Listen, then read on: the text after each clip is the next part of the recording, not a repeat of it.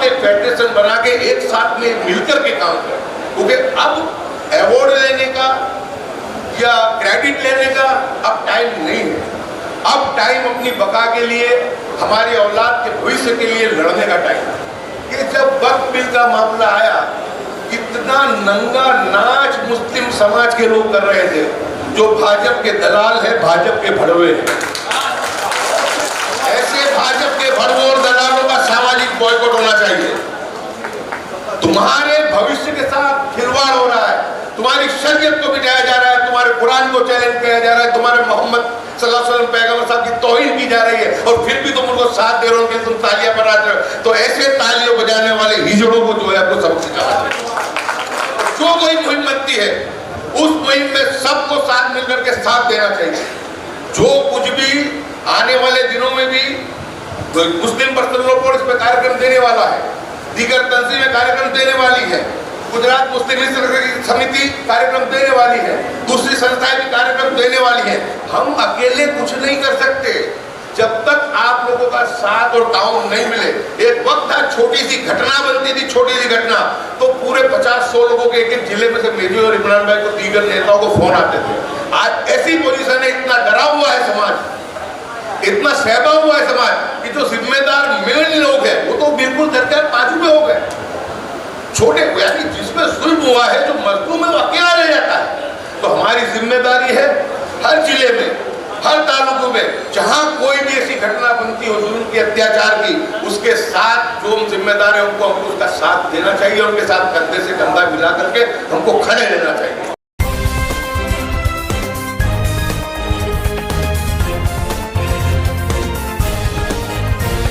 अस्सलाम वालेकुम। मंच पर विराजमान कांग्रेस के दिग्गज नेता, पूर्व केंद्रीय मंत्री श्री भरत सिंह सोलंकी जी, और सभी मंच पे विराजमान हमारे आगेवान, क्योंकि बहुत वक्त हो गया है, सबके नाम लूंगा तो 10 मिनट इसमें जाएगा, तो सबसे माजरत चाहता हूँ। दोस्तों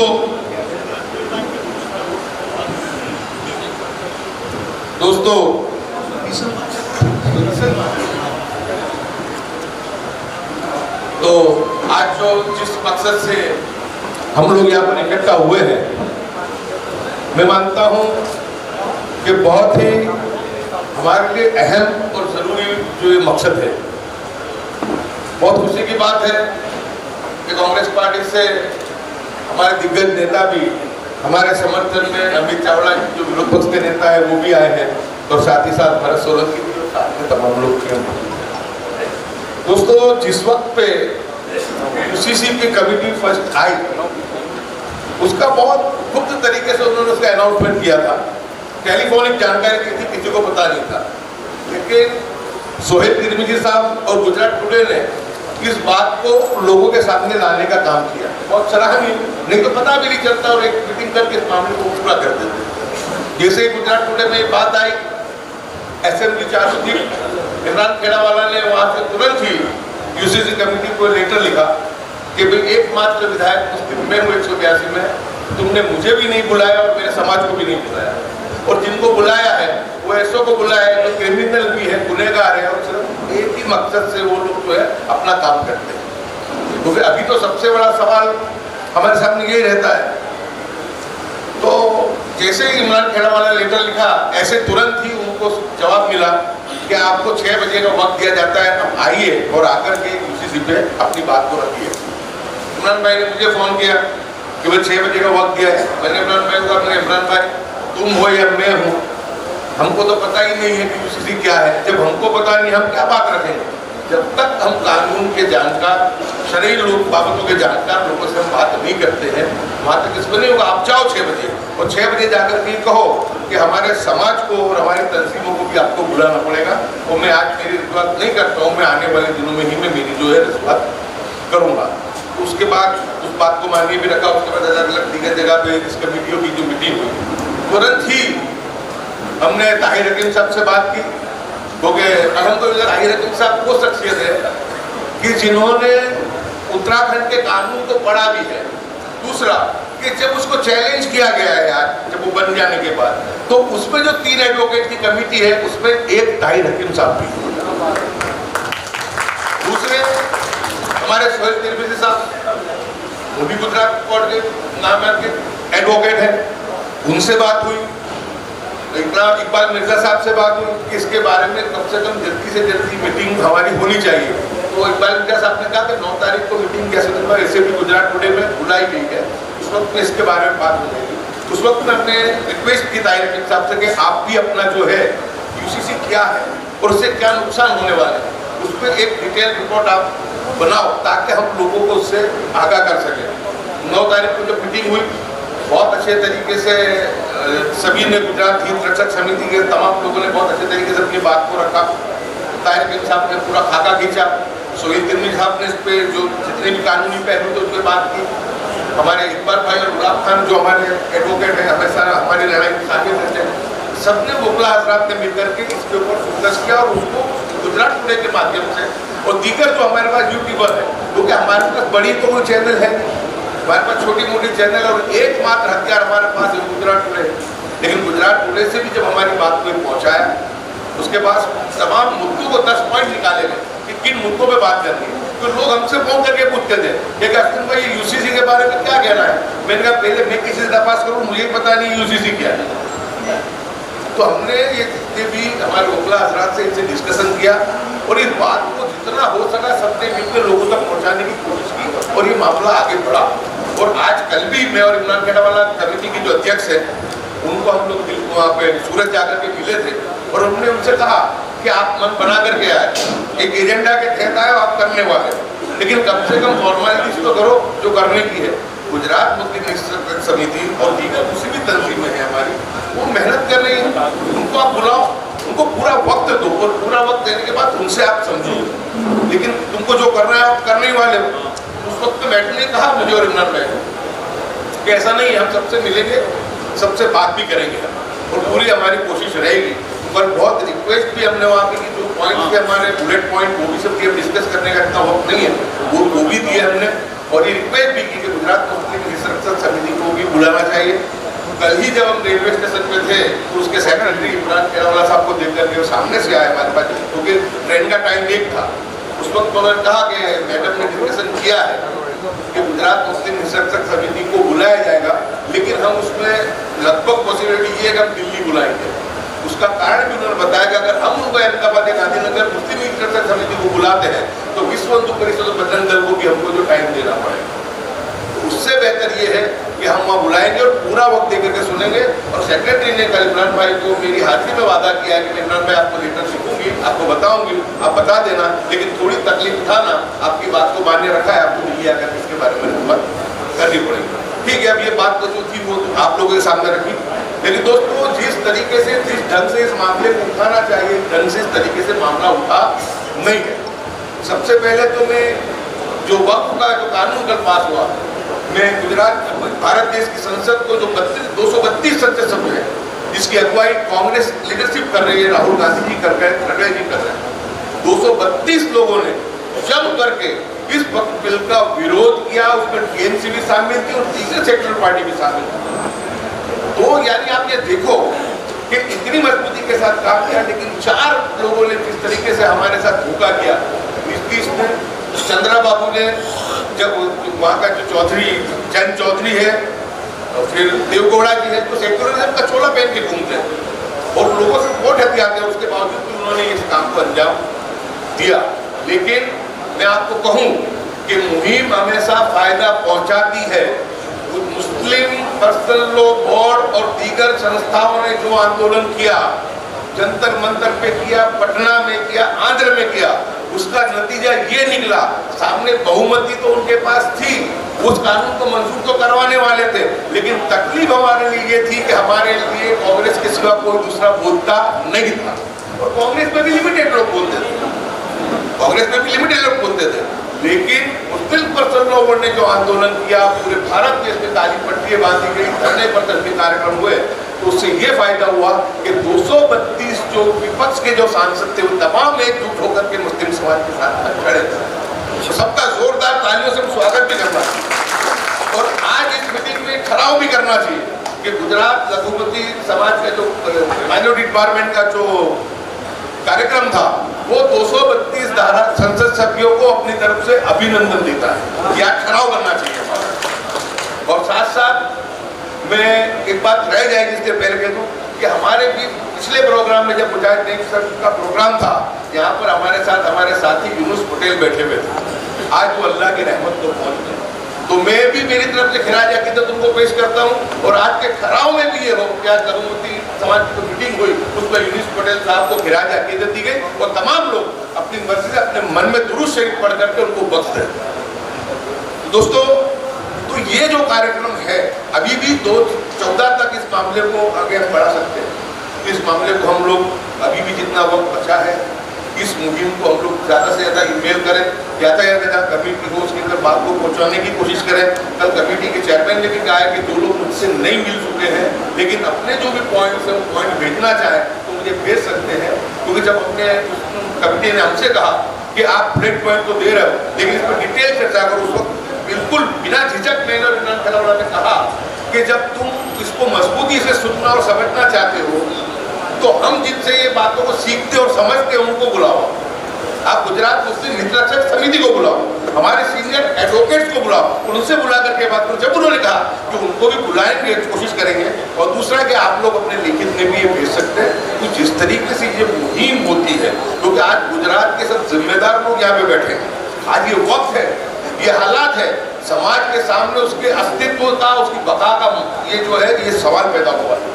हम सबको मिलजुल करके एक होकर के जो कुछ भी हमारी तंजीम है, दीगर अलग तंजीम है, मैं तो यहाँ तक कहता हूँ कि जो तंजीम गुजरात मुस्लिम हितरक्षक समिति है उसके साथ साथ दूसरे भी जो काम करने वाले तमाम एक फेडरेशन बना के एक साथ में मिलकर के काम करें, क्योंकि अब अवार्ड लेने का या क्रेडिट लेने का अब टाइम नहीं है। अब टाइम अपनी बका के लिए, हमारी औलाद के भविष्य के लिए लड़ने का टाइम है। और उस लड़ाई लड़ने के लिए, क्योंकि हमने देखा कि जब वक्फ बिल का मामला आया इतना नंगा नाच मुस्लिम समाज के लोग कर रहे थे, जो भाजपा के दलाल है, भाजपा के भड़वे हैं। ऐसे भाजपा के भड़वों और दलालों का सामाजिक बॉयकॉट होना चाहिए।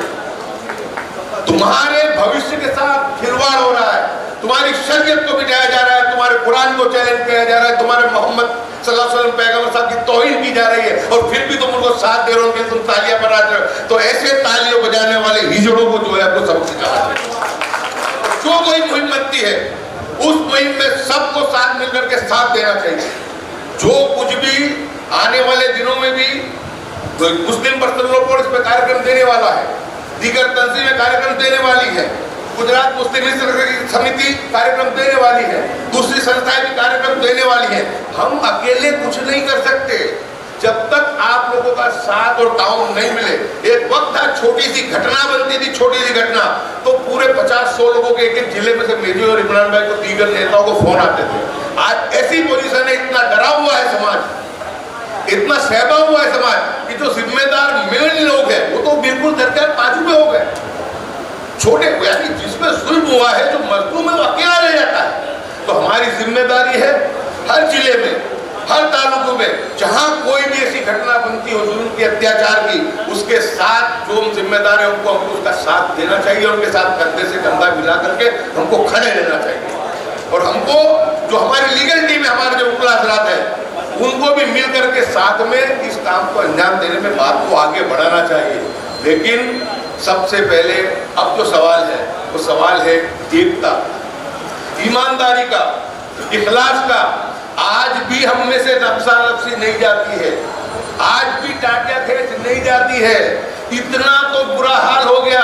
रविंद्र प्रसाद जो इनका मिनिस्टर है, उसने पार्लियामेंट के अंदर यूं कहा कि अब वो मुस्लिम पर्सनल लॉ बोर्ड ने इतनी जो दहाड़ मारी थी, तुम्हारे दिन गए, अब हम जो बोलेंगे वो होगा। यानी तुम्हारी बका को चैलेंज किया जा रहा है। और ऐसे वक्त में भी अगर हम एक नहीं हुए और आज भी हम भारतीय जनता पार्टी की भड़वाई या गुलामी करेंगे या वो पीछे से या आगे से साथ देने की कोशिश करेंगे, समझ लो दुनिया तो चली जाएगी, लेकिन कब्र में जब मर के जाओगे उस वक्त में अल्लाह को जवाब देना भी तुम्हारे लिए खर्च हो जाएगा। आज ये मौका है कि साजिशें पूरी दुनिया में बन रही है। सिर्फ हिंदुस्तान में हम परेशान नहीं है, चाहे फलस्तीन हो, चाहे लीबिया हो, चाहे सीरिया हो, लेकिन हर जगह पूरी दुनिया की सड़कें खून से हमारे रंगी पड़ी है। हर जगह जुल्म है, हर जगह कहर है। और ऐसे वक्त में ये मुनाफिकत कि हमारे साथ रह के हमारी बात और पीछे हटने के साथ हमारे दुश्मनों के साथ, ये अल्लाह कभी माफ नहीं करेगा। आज हम हमारे एक ही सजा पा रहे हैं, आज हम हमारे एक ही सजा पा रहे हैं। तो दोस्तों, बहुत वक्त ले लिया, इतनी गुजारिश है कि 14 तारीख में अभी भी वक्त बाकी है, ज्यादा से ज्यादा अपने जिले में जाकर के, अपने तालुक में जाकर के ईमेल करवाओ, ईमेल करवा कर जो भी अपने पॉइंट्स हैं उन पॉइंट्स को पहुंचाने की कोशिश करो। मुहिम हमेशा फायदा देती ही देती है। 40 अमेंडमेंट के वक्त के अंदर उसमें से 26 उन्होंने बाजू में कर दिए। क्यों कर दिए? कि 3 से 4 करोड़ लोगों ने इसके खिलाफ मुखालिफत की थी। अगर ये 3-4 लोगों ने ये हमारे से गद्दारी नहीं की होती तो ये कानून पास नहीं होता। लेकिन उनकी भी बारी आएगी। आज ही मैंने और इमरान खेड़ावाला ने मुस्लिम पर्सनल बोर्ड को ट्वीट भी किया दोपहर में कि पटना में, आंध्र प्रदेश में अजीत पवार के खिलाफ, बॉम्बे में देवगौड़ा के खिलाफ, कर्नाटक में मुस्लिम पर्सनल बोर्ड को धरना देना चाहिए, सम्मेलन करना चाहिए। क्योंकि ये मुस्लिम पर्सनल बोर्ड की ही मेहनत थी कि इतने कार्यक्रम हुए। वो कार्यक्रम का नतीजा कम से कम इतना तो आया कि 232 जो सेक्युलर जमातों के सांसद थे एकजुट होकर के बोले तो सही।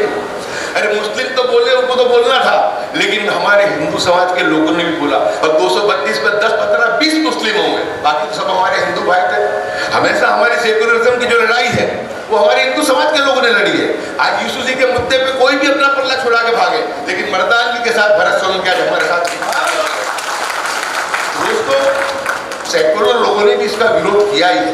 इन्होंने इतनी सब बात की, इतना इन्होंने हल्ला गुल्ला मचाया ईद के वक्त में, लेकिन अपने जयपुर में भी देखा और मेरठ में भी देखा कि हिंदू भाइयों ने मुस्लिम जब नमाज पढ़ने जा रहे थे तो उन पे फूल बरसाए। यही गुजरात में नितिन पटेल ने बकवास की 4 दिन पहले। चलो, मैं और इमरान खेड़ावाला तो उसकी मुखालिफत करें, लेकिन सनातन संत समिति के अध्यक्ष ज्योतिनाथ महाराज ने भी खुला उसको अपोज किया और उनको अंग्रेजों के साथ सरकाया। दोस्तों, ये भारत की संस्कृति है। सलाम है ऐसे सच्चे संत को, सलाम है ऐसे जिसको कहते हैं कि जो धर्म की बात को लेकर, धर्म बुराई की बात को लेकर के निकले हैं। तो आज भी सेक्युलर हिंदू की कमी नहीं है।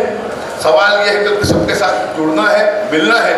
बस आखिर में इतना ही कहता हूं मैं कि जो कोई भी मुहिम आए, ये गुजरात की क्लब समिति हो, चाहे मुजाहिद नफीस हो, चाहे मैं, इमरान भाई, जावेद भाई हो, ये हम काम नहीं कर सकते जब तक कि समाज के लोग खुद उसमें जुड़ते नहीं है। तो आप सभी लोगों को साथ में जुड़ना है। साथ में लास्ट बात करके अपनी बात को पूरी करता हूँ कि हमारे पास ना बहुत बड़ा कोई मीडिया हाउस है, एक गुजरात टुडे के अलावा हमारे पास कुछ है नहीं।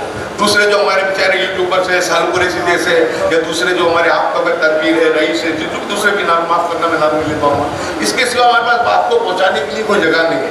लेकिन अच्छी बात यह है कि आज सोशल मीडिया का युग है, सोशल मीडिया का दौर है। ये व्हाट्सएप है कि व्हाट्सएप ऐसी चीज है कि हम गांव-गांव, देहात हमारी बात को पहुंचा सकते हैं, हमारे मैसेज को पहुंचा सकते हैं।